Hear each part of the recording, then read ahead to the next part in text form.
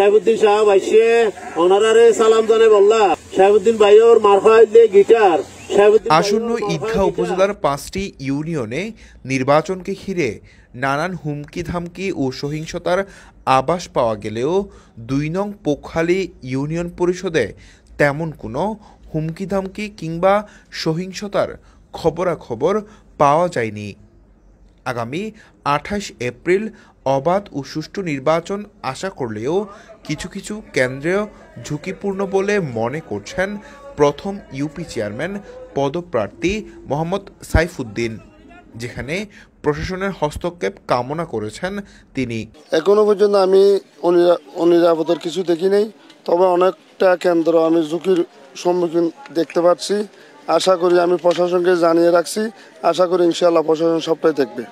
পোখালী union পরিষদের নির্বাচনকে ঘিরে নির্বাচনী সাজে সেজেছে গোটা ইউনিয়ন।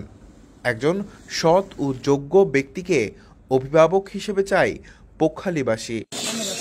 News desk, TTN.